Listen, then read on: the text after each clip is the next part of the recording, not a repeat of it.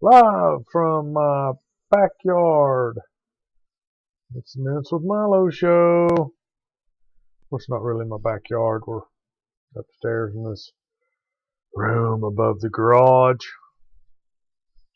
It is quite the studio. So anyway, welcome to the Minutes with Mylo show. Tonight will be just like any other night, except I'll be talking like this all night.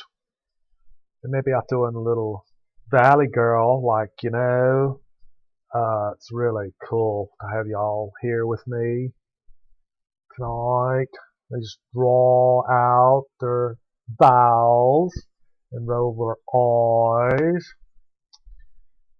So, anyway, hello everybody. One bodies, me peoples. Minutes with Mylo show, YouTube live extravaganza. And if you're not watching this live, you're missing out on the live aspect, but you're seeing exactly what I did live because I'm lazy, I'm cheap, and I don't cut anything or edit anything or make it pretty except for putting me in it. So if you're watching it after the fact, please like and subscribe to the channel. I do this for fun, but I want to earn $1 million doing it, so I won't have to play the lottery anymore and be disappointed not winning the lottery. You can disappoint me here by not subscribing and ringing my bell. But YouTube likes it, so don't let down YouTube. Subscribe, turn on the bell notification, leave a comment, tell me how you love it, how I can make it love it better, and we'll start from there. If you are watching it live, why in the hell aren't you chatting? I don't know if you're here unless you put something in the chat. Somewhere, some along the line, it doesn't tell me who's like there but not saying anything. Not that I've figured out yet. So let me break the ice here. I'm going to do the first one. I'm going to say hello, and I can't type without looking, so get over it. All right. Tonight, in the Minutes with Mylo show, we're going to be talking a little bit, because I just know a little bit about a lot, not a lot about anything. About the body farm. Now, if you know what a body farm is, or the body farm, then you're already up and on it. If you don't know what the body farm is, or what it does, I'll touch base on all that. We're just kind of glossing over this whole thing, because I know some of you really like the whodunits, the murder mysteries, the investigations, the figuring out, who, what, when, and where of real make-believe crimes. I don't know.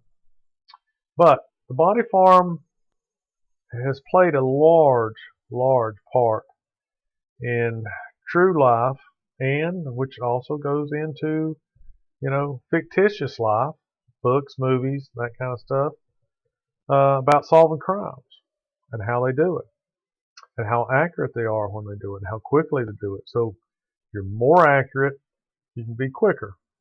You can bring those nasty guys to justice, faster, cleaner, less expensive, maybe. Yeah. So, kind of rambling here, hoping for my first guest, my first person to say hello. Usually the guys that come on and just jump in on the chat are always late. And I don't blame them. The first part of the show is just me rambling on about, please subscribe to my YouTube channel. And we'll get into it here in a minute. In the minutes now. So, Bill Bass, William Bass. He is call him the founder, the brainchild, the inventor, I don't know, of the body farm. And I read a little bit about him. I'm not going to show you this because it takes me a long time to take my beautiful face off of here. But he's an elderly gentleman.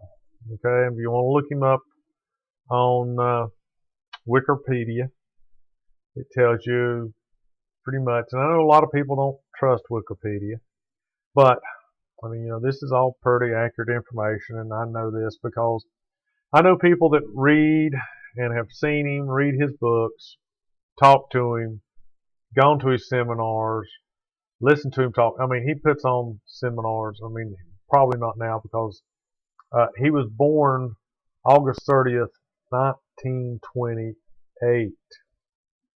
Okay, 1928.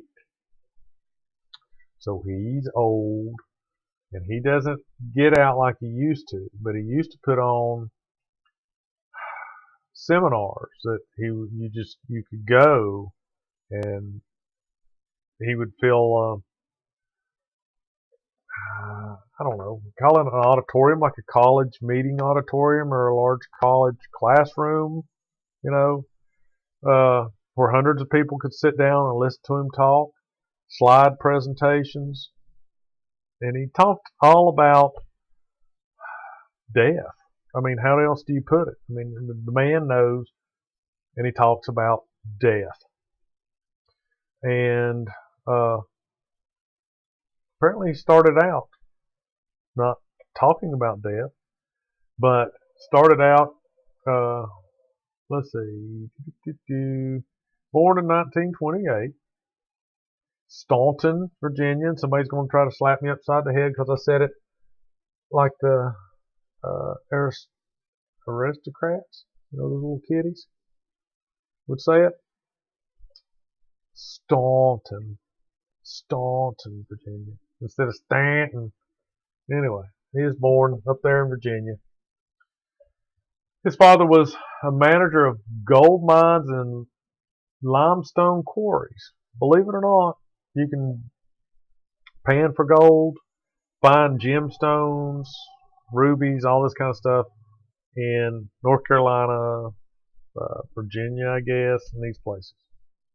So, all right. Got an undergraduate degree in psychology and received that in 1951. He was a scholar in the U.S. Army Medical Research Laboratory from 1953 to 54. He studied psychophysiology, received his master's from the University of Kentucky in 1956, and he completed his PhD in anthropology from the University of Pennsylvania in 1961. So he's an educated man, and he knows a lot of his stuff. Okay?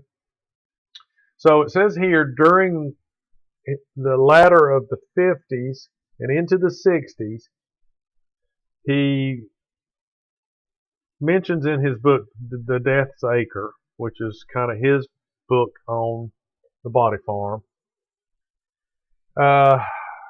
He did a lot of research in Native American burial grounds. Okay?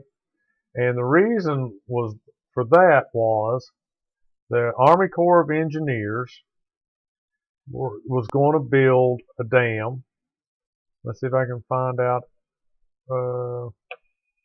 It was in, I think, North Dakota, and they needed to move, and that was unearth and move Indian burial grounds, and they needed to do it in a hurry. And so they hired a bunch of people to do that, and one of them was Dr. Bass. Let's see.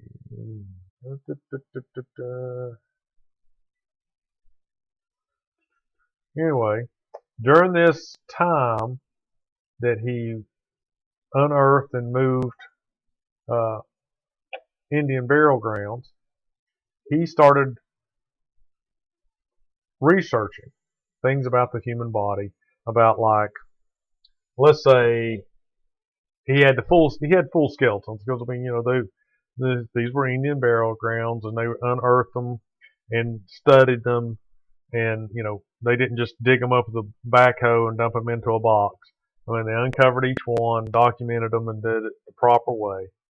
And so he had all these bodies, and he could measure them. Like, let's say this particular Indian was 5'7", and they started measuring each bone, like toe bones and ankle bones and shin bones and thigh bones and all this stuff. But anyway, so eventually they cataloged all this, and they started noticing that, if the thigh bone, let's say, was a certain length, and they would then look at the overall length or the height of the person.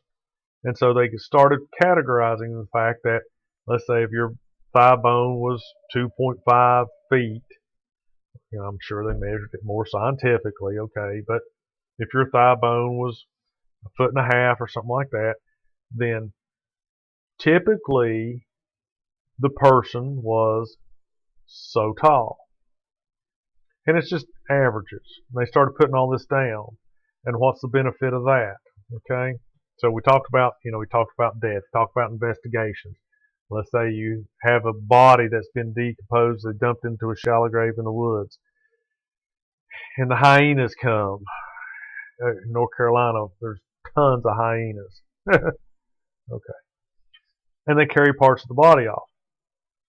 And they find bits and pieces. Well, they happen to actually find, the thigh bone, and it's 2.5 feet long.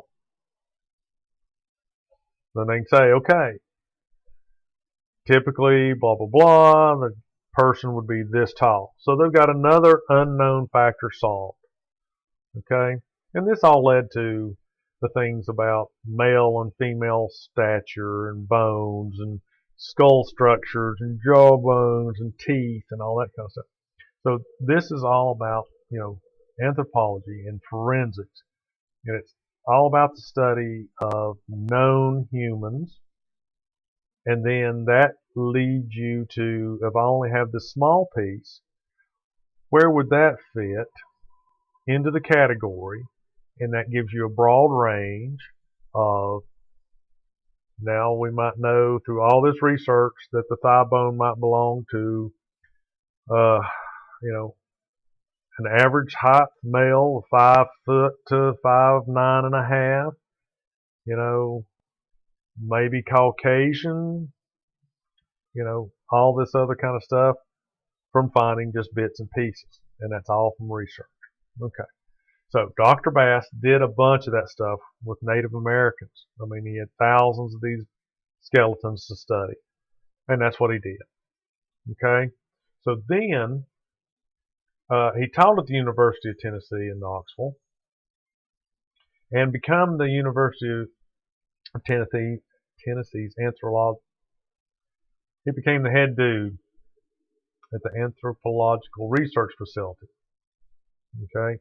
And that was kind of known as the Body Farm because it was called that in Patricia Cornwell's novel of the same name, The Body Farm. Okay, so he didn't do this just as like, hey, one day, I'm going to start burying bodies in a small 1 acre, 2 acre spot outside the University of Tennessee and studying them. He didn't just come across that, but that's eventually what happened. All right, so the Body Farm is just outside the University of Tennessee in a secret, undisclosed location that thousands of people know about, that they take donated bodies and they bury them in this area and they study what happens. Okay?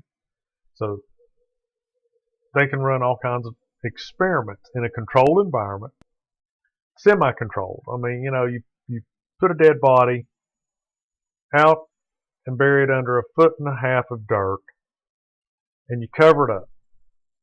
Okay? So there's people doing research. I mean, you can't just go out there and look over the dirt and say, well, this is what's happening. A lot has to go into this. A lot, as you start thinking about it. So how how often do you want to lay eyeballs on this cadaver that's buried? And they don't embalm these people, right? They don't do anything with these people. Some of them are clothed. Some of them are not clothed. Some of them are, clothed fully. Some of them are in shorts. Because they want to study every potential. I mean, there's no way to discover every possible combination, right? But, what happens to a body if a guy's sleeping in a sleeping bag overnight and he just dies in his sleeping bag and it's 70 degrees during the day and 55 degrees at night? What happens to the body? When you say, well, why do you care? Well, because that tells you when the bugs arrive. What are the first bugs to arrive? What are the last bugs to leave? This is all important tidbits of information to try to determine, for one thing, time of death. You come across a body, human bodies decomposing are nasty, nasty things. So if you drive to work and you see a deer hit alongside the road, and maybe it's out in the county, so they don't have people that come by and pick those things up to, keep kids from seeing them, decomposing alongside the road. Watch that deer carcass as you go by. First couple of days, it looks kind of normal. The next couple of days, it looks like it's been eaten. It's getting a little bigger. Like, man, where's this thing putting on weight? It's just laying out in the middle of the road alongside the ditch. And then the next thing you know, you go by and it's exploded and its guts are laying out. And you can smell it 2 miles away and 2 miles after you pass it. Those are the kind of things they study on human beings in a controlled environment. So they want to know when the guy in the sleeping bag died. What's the first bug to come? What's the next bug to come? How long do they live? Inside that sleeping bag, what's happened to his feet in the bottom of that sleeping bag? Do animals come by and rip open the sleeping bag and carry part of them off? Well, you bet they do. So, that is kind of where this guy went. Okay? He got this plot of land where they used to burn the trash from UT, and he started collecting donated bodies and doing different experiments. And it's not like mad scientist experiment. The dude ain't trying to bring him back from the dead and make Frankenstein. He's trying to learn from these bodies the clues that will help, police officers investigate crimes, murders, suicides, natural cause deaths. Well, who said? Maybe the dude in the sleeping bag had a heart condition, right? But they're going to investigate that as a suspicious death until they have a cause and they can prove relatively without the shadow of the doubt, prove relative that he just died of a heart attack. Okay? Snake bite, tarantula bite, I don't know. They've got to prove one way or the other. So they treat it like suspicious until they can prove that it's not. And this is what all these things do at the body farm. And so it's just a huge, I say huge, it might be 2 acres. But if you're, think about it. If you're investigating these things, and you know how many grave sites you could put in a 2 acre plot of land? A lot. Now, they don't do that. They don't just stack them right next to each other. Some are putting in cars. Over the years, I think this thing started, let's see, he was hired in the University of Tennessee in 1971 to head their anthropology department, which was in the process of being split from the history department at the time. Dr. Bass got his first idea for what would eventually become the body farm while he was at the University of Kansas in the 1960s. Okay, so he was asked back in the 60s to determine what time the death of a partially decomposed cow was. I don't know why a cow. But anyway, he didn't conduct that experiment, but that started him thinking, you know, could you research this scientifically and document the process of the body decomposing? All right. So, blah, blah, blah. He transferred to Tennessee, summoned in 1977 to examine what was initially assumed to be a recent murder victim. Okay, now this is interesting. Okay, so let me find that. Loud deceased cow moves. Dr. Bass further realized that additional research on human decomposition was needed after he was summoned in December of 1977 to examine what was initially assumed to be a recent murder victim that had been buried on top of the grave of a Confederate soldier in Franklin, Tennessee. Okay? Okay.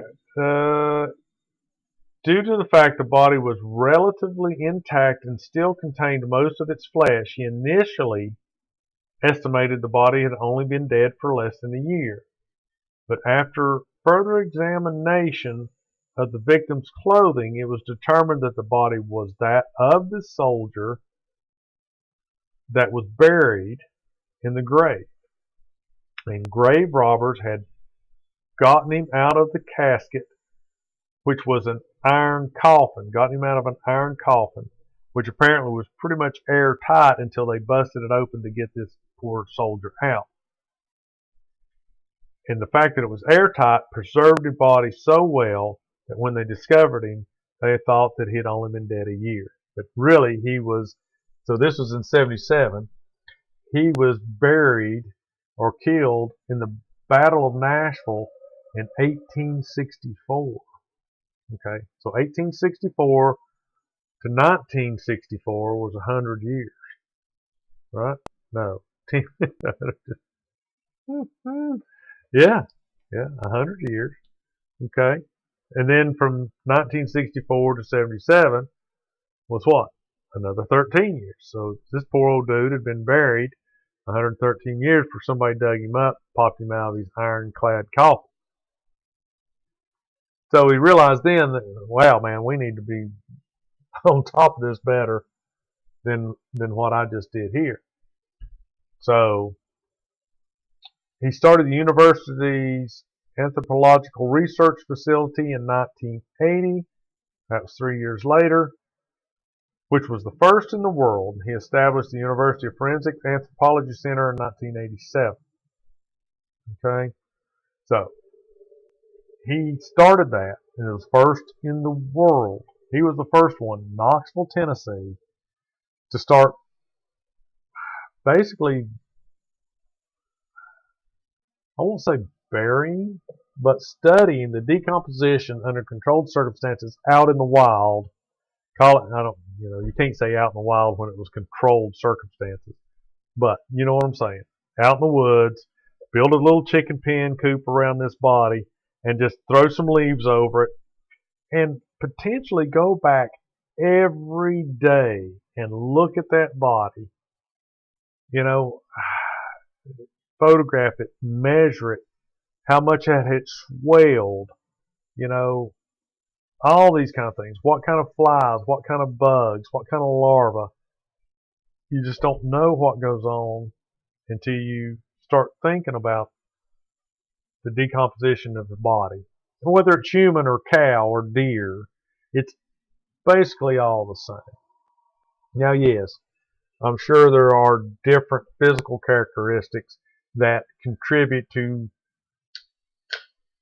more faster decay. I don't know. How close is the deer body to a human body, and that difference, does that affect how fast it decomposes? What types of bugs are in it first? What kind of bugs are in it last? How quickly it decomposes? You know what I mean? The bones of birds are hollow. So, in my mind, if you're trying to compare how long a bird's skeleton had been there, And you'd look at it and go, well, all the bones are broken. You know, they're starting to decay. That means it's probably been here, 8, 9 months. Well, they're hollow to begin with. So maybe for a bird, it's only been there 30 days. You would need to know that specifically. You couldn't just go out and say, well, the deer bones break down this quick, so the bird's bones must break down this quick. You got to study them specifically. So he started doing that with humans. It's really kind of weird. It doesn't say in here where he got his first I won't say his first bodies from, but I think, and they can't hold me to it because I don't know for sure, but I think his first, bodies came from pauper deaths or people that were unclaimed, the bodies that were unclaimed in the city morgue. Maybe, maybe not. It doesn't really say that, but somewhere I think I remember hearing that, he would get these bodies that were unclaimed, that were just going to be buried in a pauper's grave, and use them, and then bury them properly. But maybe that's not true. Maybe I'm bleeding in another book or another story there somewhere. But for whatever reason, however he got them, he got bodies, started, conducting these experiments, documenting these, and so since then he has been called upon to do probably untold number of investigations and try to figure out how people died, when they died, all these kind of things. If there was any other information as far as who did it.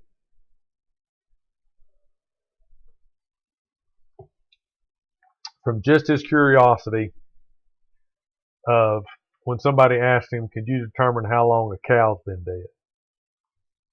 And that's, he had to have an inclination on, what he wanted going on, or what, that interested him, I guess, a lot, because, he started studying that in college and went on to pursue it in later life. And,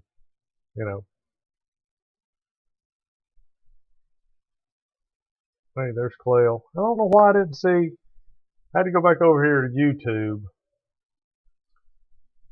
My chat doesn't show in my software that I'm using, the OBS software. It doesn't scroll to the top. Like since you're the only one, I said something, and you're the other person that said something, it doesn't pull it high enough onto the screen for me to see it. I mean, so my chat has shown nothing since I started this deal. But anyway, and it just shows me as the participant.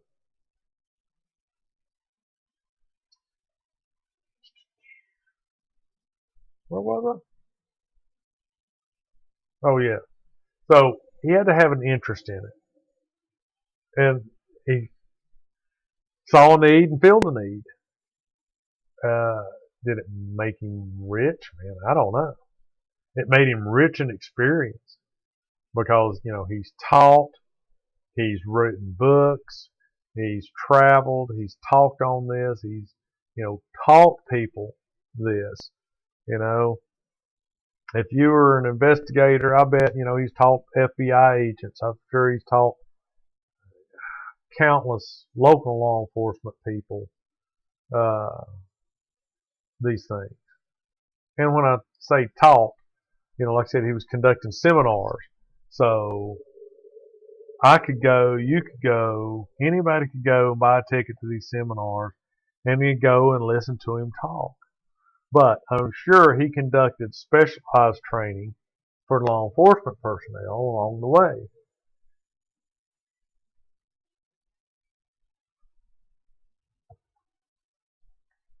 So The body farm was just a tag, a cute little saying title for a book that caught on, and that's how I know it, body farm.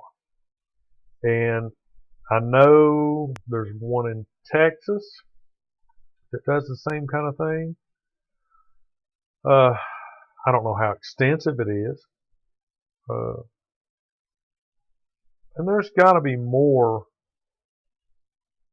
I won't say, loosely organized. There's got to be more studies being conducted because, a couple acre patch of land in, East Tennessee is not going to give you what you need for, people that live in, Wisconsin or someplace where it gets super duper cold for a long time, and you bury your body 2 feet underground, at the beginning of winter.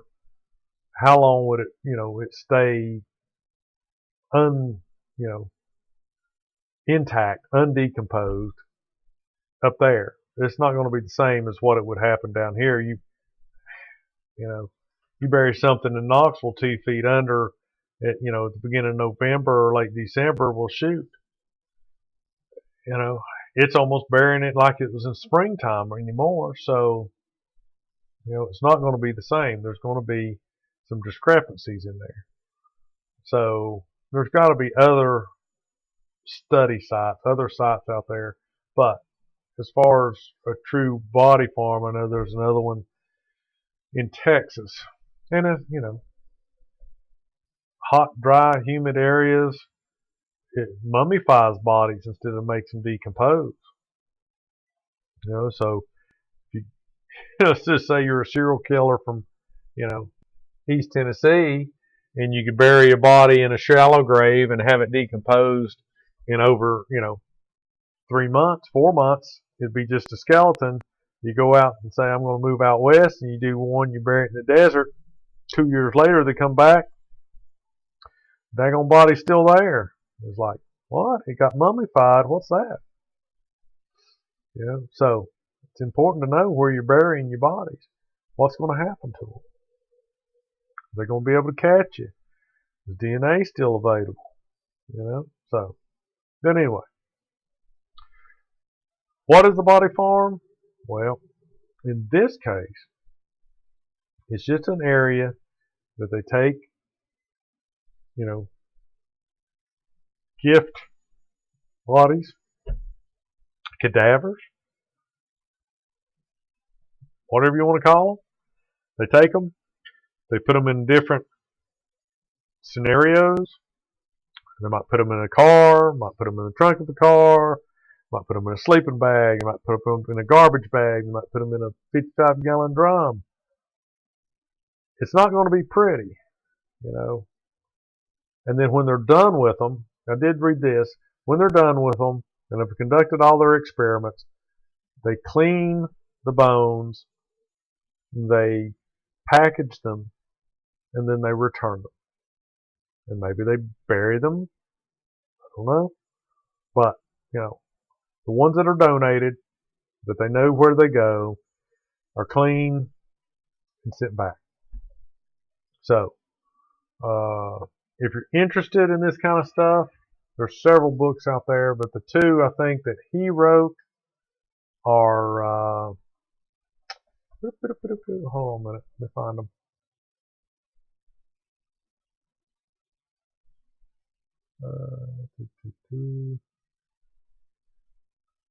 Okay, in the decades, let's see, Bass has become a cultural icon in the field and beyond. Co-authoring, not just he writing them, but he's writing them with somebody else. 12 books. Okay, so 10 are novels and 1, Death's Acre, covers his career, including founding the body farm. So if I were reading these books to get an idea of what was going on, I would start with Death's Acre, which covers his career, including the founding of the body farm, and other popular authors use this research for background in their own work. Okay, he's retired from UT since 1977. Bass keeps a schedule most of us could only envy at the age of 90. Let's see when this was posted. Keep going up, keep going up, keep going up. Okay. This was first published in 2019. So in 2019, he was roughly 90 years old. Okay? So, but anyway, I would start with that one. Death's Acre. The rest of them you can just kind of look up, read on them. As I recall, most of them are based on fact. Definitely based on his research. Definitely some of them are based on real cases with the names changed to protect, identities and things like that. But, if you're always into the whodunit of real crime and how they figure it out and all that kind of stuff, then these books would be a really good place to start. Because like I said, they're all based on cases he was involved with, true facts, change the scenarios a little bit, and tell you the stories. So, to start out with, I would think Death's Acre and read them. And I think that's about it. Quail came, hung out. Thank you, man. Appreciate it. I don't know how long you hung out, if you're still here or not. But did you get a lot of likes on your Facebook post about your model, 1251 model? Yeah, I actually saw just a small part of that episode or the show on TV the other day. So you did get people that were interested in your model making? You said yes, sir. That could be you think I'm handsome and good looking.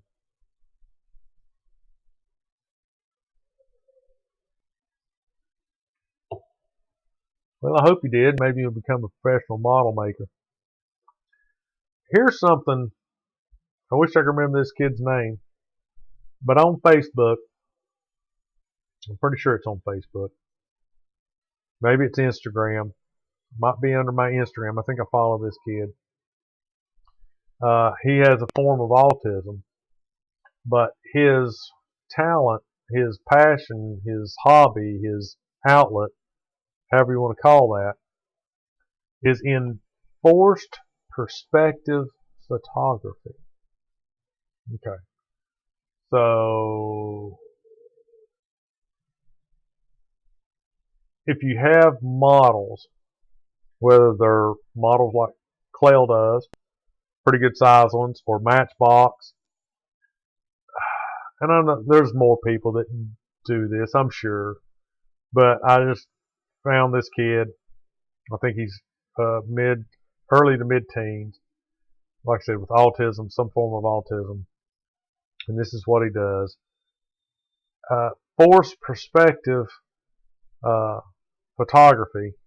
Best way I could explain it to you is if you close one eye and I don't know, you're across a room from somebody else and you put your finger on their top and bottom. Got one eye closed, so now you know what I'm saying. You're bifocal, binocular vision, and you go, I've got your head in my fingers. Does that hurt when I squeeze it together? So that's forced perspective because it looks like you've got your fingers on the top of their head and on the bottom of their head, and you could actually squeeze it. But that's the same kind of thing. If you stand just the right distance from the Eiffel Tower, you look as tall as the Eiffel Tower, or you can put your hands up like this and it looks like you're holding up the Eiffel Tower. It's the same kind of thing. It's just the field, depth of field, and it makes it look like a certain perspective. So Look it up. This kid does it. He puts buildings in. He goes. Uh, it's just elaborate what he does with model cars. And the reason I say that is because Cleo did that model car. It's kind of interesting. But he creates whole environments based on model cars, and you would swear that it was a parking lot full of, pre-50 Chevrolets sitting out in front of a hamburger joint, a drive-in, whatever it might be. Makes it really cool. I mean, he goes to lengths to make it realistic. But anyway, how do we get off on that? Just because Clell's a cool model maker. And that's what made me think of that. You take that thing. So you take Squad 51. I can't stop talking. Take Squad 51 to a fire station. You would set it just at the right spot, whatever it is. Might have to be on the table. Lay out whatever ground covering you needed. Take the picture at just the right angle, and it would make it look like that Model Squad 51 truck was sitting in the parking lot of this fire station. That's forced perspective. And you don't do it with Photoshop. You do it with physically making that look that way through the camera lens. But anyway, that's something else you need to get into is another hobbies. Putting your models into scenarios and not just pouring lighter fluid on them and torching them going, oh, car crash, oh, look out, everybody's dying. Like everybody did when they were a kid. They burnt up all the good models to watch them melt into a lump of plastic. Yeah, what a waste. But it was fun. Yep. All right. Clell, thank you. Anybody else that's watching it later, thank you. Tell your friends about it. Look up Dr. Bass, William M. Bass. He's got like 3 or 4 names, I think. But very interesting if you like true crime. And, any more true crime is kind of a turn off. But they're really interesting. If you like how, who, what done it, just, read some of those books. Anyway, appreciate it. And then Monday, probably another little episode. Maybe I'll talk more about forced perspective photography. That's really cool. But anyway, bye-bye, everybody. Thanks again.